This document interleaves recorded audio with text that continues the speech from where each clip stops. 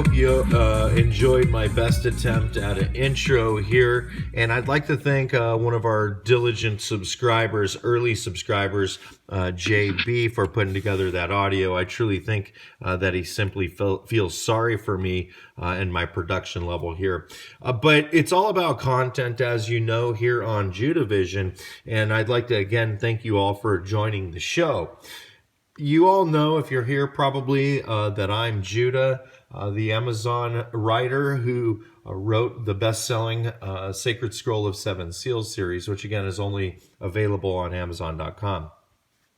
As you know, I am the author who decodes predictive programming, so clues to tragic events that are hidden, planned events that are hidden in art, architecture, print, song, pop culture in general before these terrible tragedies take place. And as you know, I found some horrible witchcraft in the tower just behind the tower from which the gunman Stephen Paddock supposedly shot. And here is a view of this mirror, which is aimed at the ceiling here, as we learned, like in the Hotel California video. If you haven't seen that video, you should certainly watch it on our startup page. And you see this big stone altar, as we've discussed. And those older shows will show you what those things are, but these are used for type of sorcery or divination, future telling, fortune telling, known as scrying. And here again you see this mirror. And in Freemasonry, before you even sign up, before you even go through the degrees and their initiation into the mysteries, they call it, you go into a reflection chamber, or a so-called chamber of reflection, in which candles are placed in front of globes such as these glass globes. And as you see, there's hourglasses inside here. And for time renowned, since the beginning of time, it seems like they've been using these hourglasses, Satanism has, as a reminder of your mortality. In other words, you have a short time here, so live it up, sort of thing. And here is, I think, this is a little from oyster.com. These are imagery from where they snooped around Delano Tower, Las Vegas. And again, they seem to be in the know too, because they seem to be posting this imagery that suggests contact with the dark side, because here you on this cask, or this barrel of some sort of liquor, you see it says a rogue spirits, and you see the star inside the circle, which is magic. And you see there looks like a little triangle on top of this one. And again, this is the Franklin bar at the base of Delano Tower. Again, the tower right behind the one from which Stephen Paddock supposedly shot. Here you see this magic mirror imagery more. There's a couple mirrors on each of these panels, and then they have these empty wood panels here, where you could probably also do a little scrying. If you've been watching the show, it seems to be that you can do this scrying on nearly any surface. And here Google Dictionary seems to agree with us. And here they show you that to scry means to foretell the future using a crystal ball or other reflective object or surface. And their example sentence is a mirror used for scrying. And here I just assembled a little Google search of scrying books, so you could see that this is your entry-level scrying instructional manuals. And as you can see here, it shows you can do it on reflective surfaces of nature and water or wine. This is where we get the Holy Grail imagery, because they were using this. The Knights Templar, they would use blood from a sacrifice or something, and they'd look at the ripples and deviations and try to tell the future from it, or to have this contact with the dark side. And the top of most of your religions, your Eastern religions for sure, they're all practicing this. The Order of the Golden Dawn and all these, and we're going to learn a little bit about that in the end of this episode. These secret societies at the top, whether you know it yet or not, are using this contact with the devil. But this is the entry level, as we learned from Freemasons.org. And here's the mirror setup, just if you want to meet your so-called quote-unquote shadow self, as they spoke about. And here, this mirror is a manifestation mirror. We're getting closer to the Goetia, this book, and the Lesser and the Greater Keys of Solomon. Also, a lot have heard it pronounced the Goetia. And this book tells you how to cast these magic spells, and use this altar and this little mirror here, which are both on your $1 bill, whether you know it yet or not. Again, watch the old episodes if you want to learn that. And here's your setups, which show your magic circles, your triangles, and I just want to show you that it's a little more sinister type of a setup when you get to the high end of this black magic, and usually it requires human sacrifice, just as we saw in Las Vegas. Here we see we've come across these explanations, and I've used these explanations to show you how people do this scrying. But today we're going to take a different approach.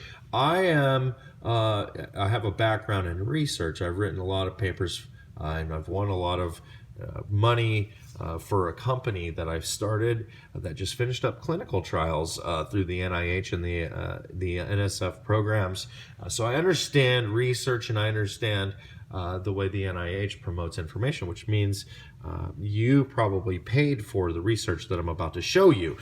But it is all documented research, peer-reviewed articles and publications that were assembled by this gentleman Jung, which we're going to learn about.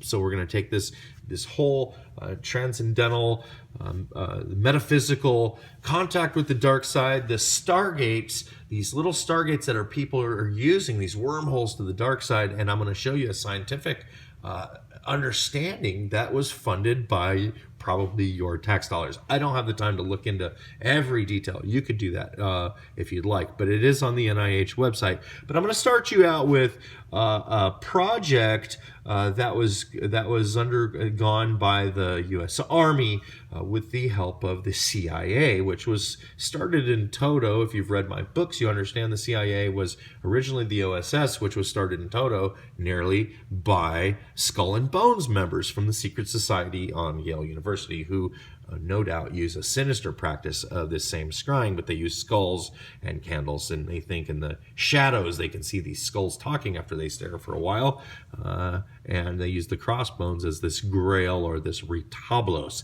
We'll get into that a little more in future episodes, this deep dark magic that they're using. And again, I won't scare you with their chants and things, their secret words that activate these demons, but I'll show you the mechanism. But this Project Stargate, I'm going to show you that if you were a taxpayer between, I believe, the years 1991 and 1995, your tax dollars could have gone towards funding this technology that's coming to you. It's going to be a way of connecting people, I think, in the future with or without greater technology. The spiritual value of it alone may be enough to power this thing, but I shudder to think what would happen with things like quantum computing. But I'm going to read you this. Stargate Project was the 1991 code name for a secret U.S. Army unit established in 1978 at Fort Meade, Maryland by the Defense Intelligence Agency, the DIA, and SRI International, which is a California contractor, unsurprisingly, to investigate the potential for psychic phenomena in military and domestic intelligence applications.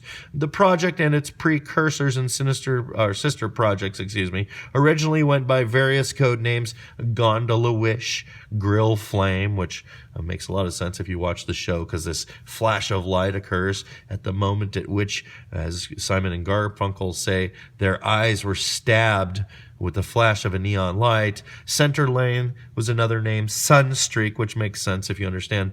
You watch the show, you understand that they're trying to bring back a sun god. And Scanate, I believe you would pronounce that, until 1991 when they were consolidated and rechristened, strange word to use there, as Stargate Project.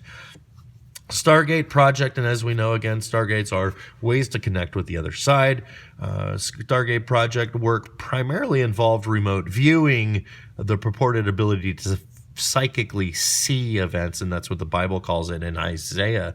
That'll be your little clue if you want to read ahead of class. They talk about these mirrors in Isaiah, and they talk about this great light that these people saw. It's absolutely fascinating.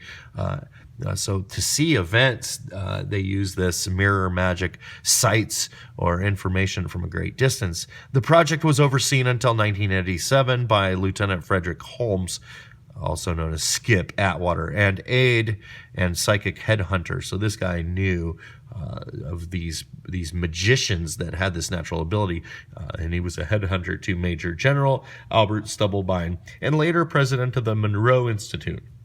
The unit was small scale, comprising about 15 to 20 individuals, and was run out of an old, leaky wooden barracks, quote unquote. The Stargate project was terminated and declassified in 1995 after a CIA report concluded that it was never useful in any intelligence operation. Information provided by the program was vague and included irrelevant and erroneous data, and there was reason to suspect that its project managers, the CIA says, had changed the reports so they would fit background cues, which from my research of the CIA, they are the best at changing reports. The program was featured in the 2004 book and 2009 film, both titled The Men Who Stare at Goats. And again, we see this heavy, intense staring that men would do if they stared at these objects or mirrors, known as scrying, although neither mentions it by name. Perception. And so here at journals, sagepub.com, we see that this Giovanni B. Caputo did a little bit of work called Mask in the Mirror, The Living Illusion. But what we're going to work on, and so there's a bunch of resources that are shown here, some similar articles and things, but we're going to focus on this strange face illusions during intersubjective gazing, some work that was done by this gentleman Jung, and it is furnished by the NCBI or the NIH.gov website, which is the National Institute of Health, which is the solicitor to all academics on subjects, topics of interest, and apparently this could have been a topic of interest, again, paid by your tax dollars, to understand archetypal imaging and mirror gazing. And again, Giovanni B. Caputo furnished us with this grouping of information or this research. And he uses a lot of different sources that are cited here, but I'm going to read this to you, and I furnished the information where you can find it yourself if you want to read a little further. I've done you the favor as a Judavision subscriber, absolutely free of charge. I've already gone through the pain of reading this long research article. It's my gift. I've done this for a long time, which is why I've probably been able to extract and put this whole thing together. It's certainly why I was chosen for the job. But that said, I'm going to go through and show you the very interesting things that are going to show us the working dynamics of how this mirror scrying works from a scientific point of view. Mirrors have been studied by cognitive psychology in order to understand self-recognition, self-identity, and self-consciousness. Moreover, the relevance of mirrors in spirituality, magic, and arts may also suggest that mirrors can be symbols of unconscious contents. Carl G. Jung investigated mirrors in relation to the unconscious, particularly in psychology and alchemy. However, the relationship between the conscious behavior in front of a mirror and the unconscious meaning of mirrors has not been clarified.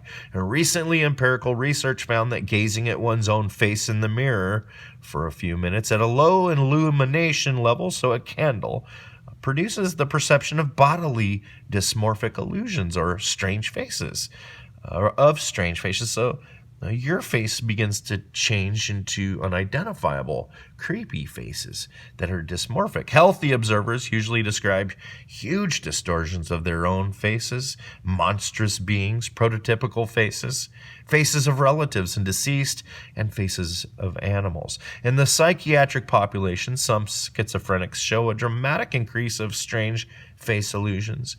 They can also describe the perception of multiple others that fill the mirror surface surrounding their strange face. Schizophrenics are usually, and I want you to understand, I saw this Peloton truck coming, I believe that's how you pronounce it, coming in and out of my neighborhood several times, and I've seen these creepy commercials of people in spinning classes, but they're in their living room, and you'll notice these now that I mention this, if you haven't already. And there's a black mirror, it's the TV on this spinning bike, and it's usually a big screen TV on the wall, and you can see your image along with all these other people that are riding bikes, their electronic bikes with you. And I've seen this. So you see this imagery of multiple people in your home. And this is what schizophrenics see. And I remember having this creepy feeling when I first saw that video. They also describe the perception of multiple others as mentioned. Schizophrenics are usually convinced that strange face illusions are truly real and identify themselves with them. And you'll see why as this goes, because this isn't a phenomenon that is unique to schizophrenics. Contrary to a simplistic view that describes mirror gazing as equivalent to looking at static photos, some phenomenological investigations describe a more unsettling encounter with one's mirror double. Merleau-Ponty described the mirror as an object that allows both to perceive the subject's own facial features and to apprehend its own body's unity in a way which is different from that which is available from interoceptive, proprioceptive, and exteroceptive sources. The subject becomes a spectator when it recognizes its mirrored image. Seeing yourself in the mirror is seeing yourself as others see you. Therefore, mirror self-recognition exemplifies a troubled form of self-knowledge, since the mirror facilitates the subject's alienation into its double, so you become this dark double of yourself as you see yourself. The decisive and unsettling impact of mirror self-recognition is the realization that the subject exists in an intersubjective space. This finding strongly distinguishes mirror self-recognition from self-identification in photos. The uncanny character of the mirrored image is due to intermingling of self and other representations within the subject, a process that is completely absent when identifying photos. So this phenomenon is only when you're looking at this strange face thing at yourself in a mirror. Thereupon I leave the reality of my lived me in order to refer myself constantly to the ideal fictitious or imaginary me, of which the specular image is the first outline. In this sense, I am torn from myself, and the image in the mirror prepares me for another still more serious alienation, which will be the alienation by others.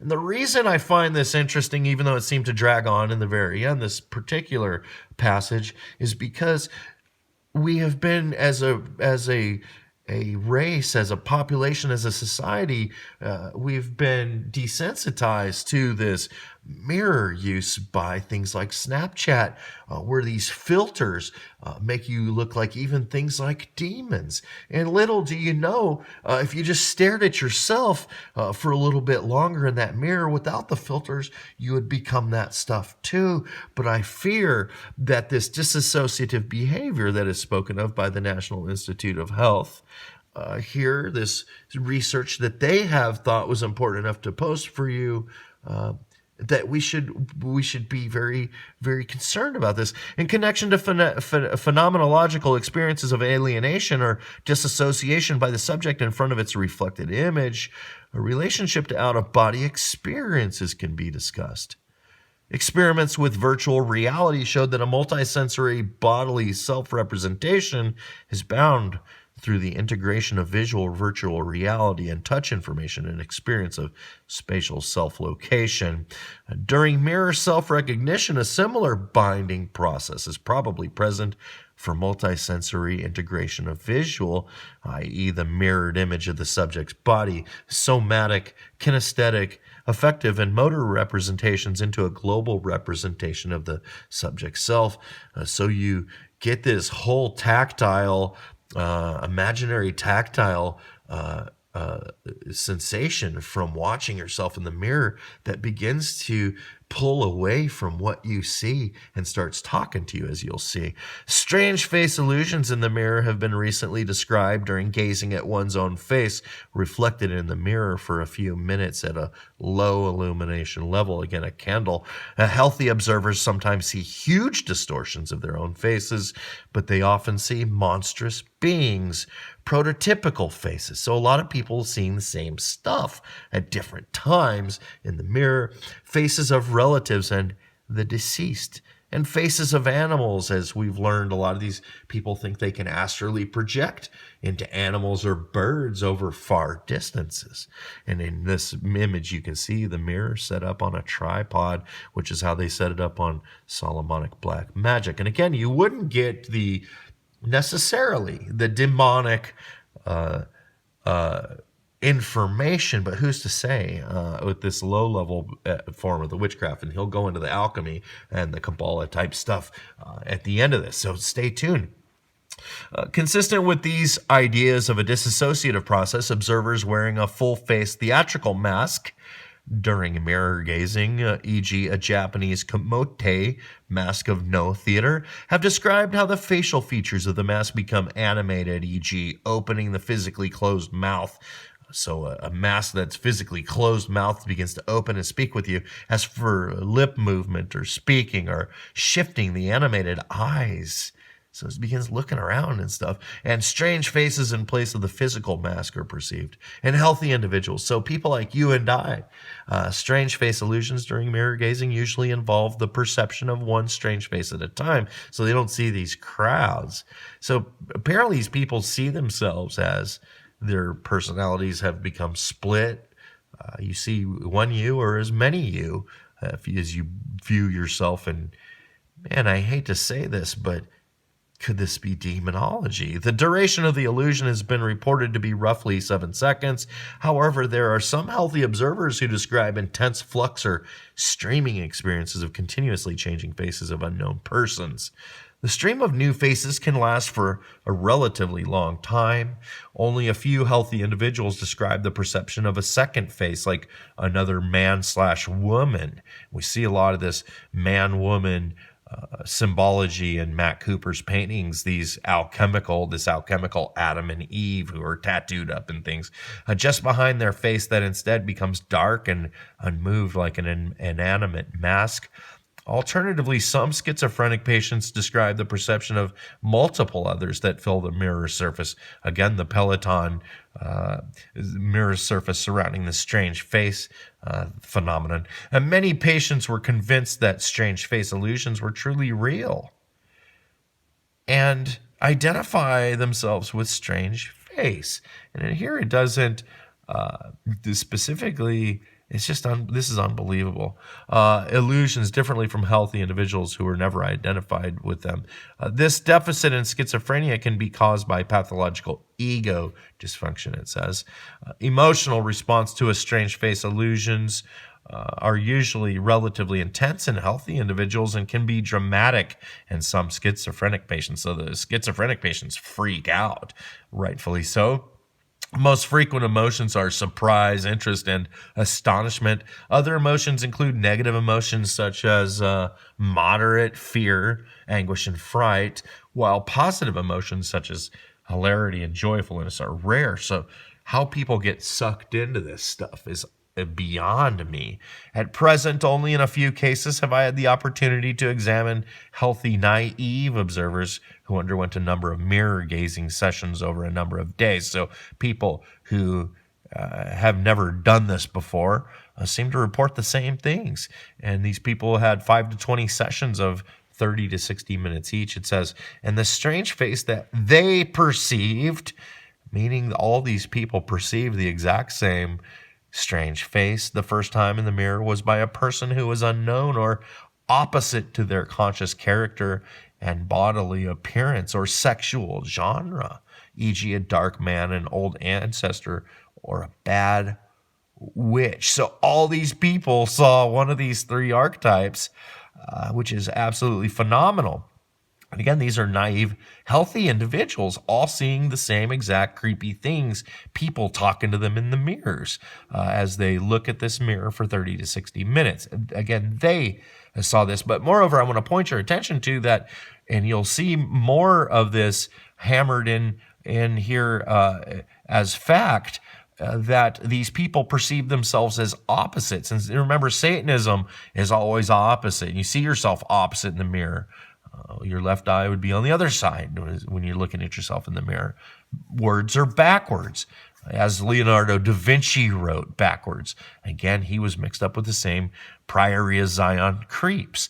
But if you see yourself opposite, and people are doing these Snapchat filters and looking at themselves in the mirror for prolonged periods of time, remember this is Solomonic Magick, and Solomon, all through his writings in the Bible, talks about vanity being this thing under the sun which creates this switch. So there's Kabbalistic programming there for the initiate to begin to understand this mechanism, and people start learning what you're learning now and take it to the dark side. Again, I didn't release this stuff.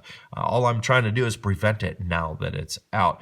But if you see yourself as opposites, this could explain why this high level of homosexuality is taking place. Because if you see yourself, if you're heterosexual and see yourself as a homosexual, clearly that could be what's happening there. And where we're going from here could get crazier and crazier. Strange face illusions could be classified according to archetypes described in analytical psychology. In particular, the archetypes of people see of shadow, anima, animus, mother, old sage, hero, pure, and androgyny may be observed among strange face illusions that are perceived by naive observers. According to Jung, an archetype is structured into opposites. Again, this opposite. So if you're good and you see yourself as bad, you get sucked into this mirror. It's just absolutely amazing. It's also amazing that people begin really focusing on these selfies and stuff to the point where they begin looking different. And then the people who have a lot of money, they begin making themselves look like what they see in the mirror, because they begin to look like they're making these puffy quack lips and stuff. The process of individuation of the self presupposes the process of individuation of the self presupposes the integration of opposites. A phenomenological experience that is often described both by healthy and psychotic individuals is the numinosity of some strange faces that they perceived. According to Jung, any time an unconscious archetypal content is constellated and emerges, it is characterized by numinosity. That is, its fascinating power of attraction of the ego toward the unconscious. In a form of deep interest, or even they call it possession. So this mirror begins to suck you in. And again, we see this. People walk by a mirror and you see they go right to that strange face that they make when they're posing for their selfies. The synchronization of intersubjective strange face illusions can be discussed in relation to Jung's idea of synchronicity, which indicates the co-occurrence of events with roughly the same meaning at about the same time. You see where that's going. People over distances can transfer information, ESP. According to Jung, synchronistic events arise whenever archetypes are constellated, and on the other side, synchronistic phenomena can be elicited by putting an individual into an unconscious state, as hypnosis or trance. Archetypes of collective unconscious make synchronicity of individuals around numinous symbols. According to Jung, these events characterize telepathy between individuals and synchronistic events, so things happening at the same time between psychic and the physic. For example, numbers are archetypes of the order both of the physical world and of the self. And remember, in Kabbalah and some of these really deep texts where you learn to do this, at the end is a spiritual nexus where you begin to use reflections to take on these demons and stuff. They worship numbers, or the logos, words and numbers. Logos means words. Archetypal numbers not only express order of the world, but in addition, the unconscious uses numbers as a factor that creates order. It brings to mind things like sacred geometry, where we get all of our how they've constructed all of your buildings are constructed under this sacred geometry to create this order. Projection can probably be considered a form of synchronicity between the subject's unconscious and the other person's body and mind. And now they're giving scientific meaning to this phenomenon that scientists say doesn't even exist. In the case of a pair of individuals, the synchronization of intersubjective strange face illusions could be a form of Jung's synchronicity between the somatic, emotional, and psychic domains of the two individuals. I don't care how he describes it. This is witchcraft. This is high-level witchcraft. And again, this is I guess it's the lower level. Imagine where this goes if you incorporate the chants and the spells and the props and the metaphysical items, the physical items that are required to transcend yourself into this metaphysical world. And you may believe this stuff isn't real, but again, I implore you that it is, and it's coming to a town near you. They're going to try to make you do this said magic trick that connects everybody together. Okay, are you starting to see where this is going? Psychically connects everybody together. To bring you to reprobate mind, so that you are not yourself anymore, a mind that has been damaged beyond return. This is why the mark of the beast, you cannot come back from it. But moreover, it psychically will connect all these people together so that they will be of one mind, as the Bible says it will do to you. Unsettling experiences with mirrors is largely documented in arts and religion, magic, alchemy, and spirituality. In the following sections, a review is made about these aspects of mirror usage in order to gain a better understanding of strange face illusions from these standpoints.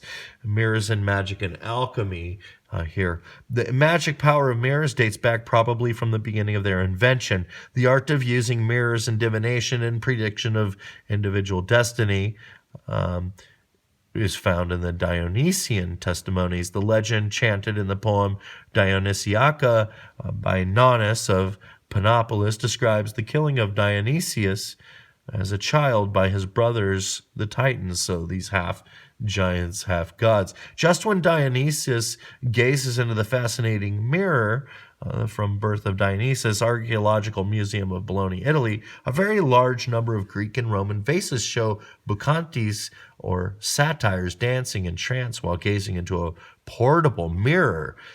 The great Alexander, and now we all have one in our hand with these black mirrors. And again, I want you to remember they were doing this mirror magic in Queen Mary's time, but we'll get to that. I believe that's in this article. The great Alexander mosaic, named also Battle of Iso, and you should go look at this at the Archaeological Museum of Napoli, Italy, shows an important detail in the lower center part of the mosaic.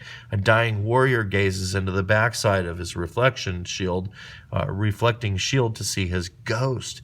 The most revealing information about the secret Dionysian mysteries is shown hermetically in the cycles of frescoes from the Villa of Mysteries in Pompeii. This one's extra fascinating. You should go look at this, Italy.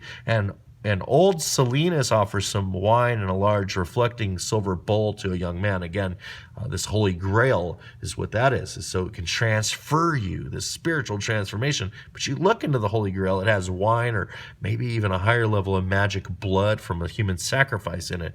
And imagine if you took a sip of that and looked into that with your chance, what would happen? The Silenus averts his gaze from the bowl, whereas the young man gazes into the mirror reflecting bowl and has an astonished expression. Behind the young man, there is another young man with identical facial features and clothes, but another expression of awareness, probably the same man that is doubled and yet has been initiated into the mysteries. His double holds up a frightening mask, which the drinking young man probably sees reflected in the bowl. Next to these characters sits a goddess, Ariadne or Aphrodite, or Mother Semele, with Dionysus, who is euphoric or drunk, lying across her lap. And again, this is the whore of Babylon, who also holds this cup in her hand, which is used for scrying. That's how you'd get a hold of this female spirit, or this divine feminine, as they call it, who her spirit precedes the sun god. In the Renaissance, the use of magic mirrors is well documented. And again, Matt Cooper says he's anachronistic, going back to these times. For example, John Dee, and we've discussed this in old Jew divisions, the Elizabethan magician used a mirror made of obsidian stone. and that's in the British Museum of London, England, to evoke angels and ghosts, so-called. The magical procedure is well illustrated by Rembrandt and Faust in the Magic Mirror. And the magic mirror is not used for reflecting faces or objects. It is placed at a distance of a few meters from the observer. And Faust perceives the magical apparition out of the mirror in its left side.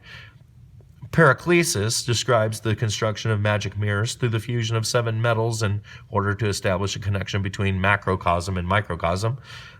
Jung quotes and discusses an intriguing text created by Paracelsus, in which the moon and the mirror are considered equals in their magic powers. And again, this divine feminine is the goddess of the moon goddess, according to who again precedes the sun god. According to Paracelsus, the mirror produces interrelations between different human beings who have gazed or are gazing into it. So all these people are connected, as I've told you they're going to do to you. Moreover, the moon is a mirror. Hence, the moon mirror creates an explosive effect in the increase of the number of influences and contagions. And this mirror magic is supposed to be used at night and during full moons and things. It can be particularly powerful for different things. The Italian philosopher Julius Evola and co-workers in the group, and I would like to remind you, Abraham was from This was a particular city in Babylon. That they've named themselves after, describe the use of mirrors in order to perceive ethereal or spiritual presences. The same technique has been investigated in recent years with the so-called psychomantium. The setting requires a dark room with the walls covered in black opaque curtain cloth, something like a creepy satanic thing, and the mirror is placed near the ceiling at a distance of a few meters from the observer. And I want you to remember there's a mirror on top of Franklin Bar over their TV, through which these 2 mirrors, one on the side of that big stone altar, and that one show J.K. Russ's Angel People in Perpetuity, and it's aimed at the ceiling, like on the Hotel California. And the mirror reflects the empty space above seated individuals who did not see the reflected body. This setting requires isolating the participant within the psychomantium during a long session, so 60 to 90 minutes, and participants experience hallucinations of visual imagery, voices, sounds, light, body sensations, and smell. Visual hallucinations of the mirrors are usually described as a halo around the mirror or emitting light from the mirror. And again, we've discussed this barrel light that Ezekiel saw when he saw this retablo being used and man taking over God's place. And he said those people too, those 25 elders, were faced the sun, the east, to worship the sun. It says very clearly. Or color changes in the light shining from the mirror. We're going to see at the end of this, maybe in the next one, we'll discuss how Sirhan, killer of Bobby Kennedy, began doing this magic with these mirrors, and he wound up being controlled and handled into killing, which is absolutely incredible. And we're going to wrap this up very soon because we're running out of time. In some cases, as reported above, there is evidence for dissociation between the archetype of shadow and the social mask of the person. The feeling of the observers in response to strange shadows is not pleasant. The archetype of the shadow is perceived very frequently in strange face illusions of monsters, witches, skulls, skull and bones, or cadavers. That's why these people see this creepy imagery and reproduce it. This finding is akin to the proposal to interpret the archetype of shadow in terms of alchemical negredo. Also, at this stage, the relatively frequent perception of strange animals in the mirror can be connected. A very frequent archetypal content of strange face illusions is an old man or woman, usually in the form of a grandfather or mother, sometimes with black skin.